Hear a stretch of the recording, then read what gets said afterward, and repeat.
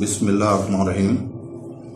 دوستو، آج ہم بسم اللہ شریف کے فضائل بیان کیے جائیں گے۔ علامہ احمد صوفی رحمۃ اللہ علیہ فرماتے ہیں، قرآن کریم کی ابتدا بسم اللہ کے نام سے کی گئی تاکہ اللہ کا بندہ اس پر عمل کرے اور ہر نیکی کا آغاز کرے۔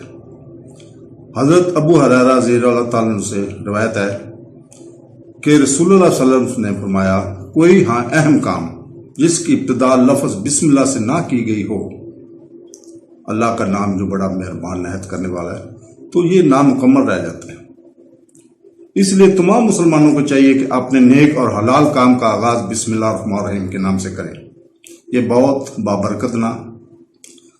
امام فخر الدین رازی رحمۃ اللہ علیہ فرماتے ہیں، اللہ تعالیٰ نے اپنے آپ کو رحیم و کریم کہا ہے، اس لیے یہ اس کی شان سے بعید ہے کہ وہ رحم نہ کرے۔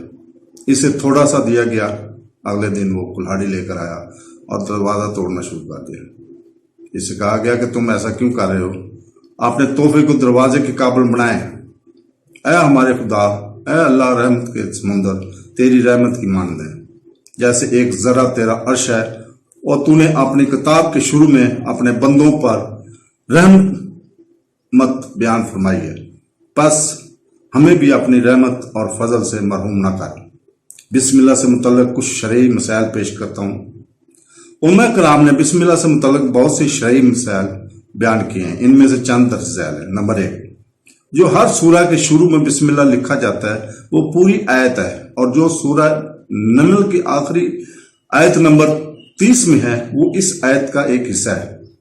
نمبر 2، بسم اللہ پر ہر سورت کی شروع کی آیت نہیں ہے، بلکہ پورے قرآن کی وہ آیت ہے جو ہر سورت کے شروع میں 2 سورتوں کے درمیان وقفہ کے لیے لکھی گئی تھی۔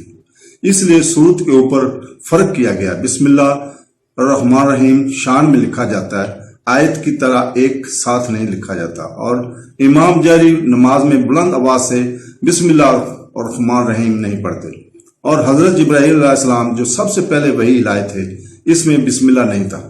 نمبر 3، تراویح پڑھتے وقت کو چاہیے کہ سورہ کے شروع میں بسم اللہ الرحمن الرحیم پڑھے تاکہ کوئی آیت باقی نہ رہے۔ نمبر 4، تلاوت شروع کرنے سے پہلے اعوذ باللہ من الشیطان الرجیم پڑھنا سنت ہے، لیکن اگر طالب علم استاد سے قرآن پڑھ رہا ہو تو اس کے لیے سنت نہیں ہے۔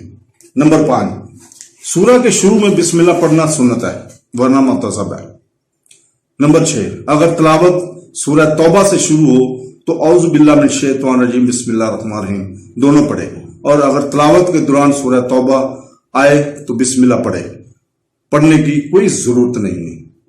تو دوستو، یہ تھے بسم اللہ الرحمن الرحیم کے فضائل اور حقیقت۔ اللہ تعالی ہمیں قرآن شریف صحیح پڑھنے کی توفیق عطا فرمائے۔ اللہ حافظ۔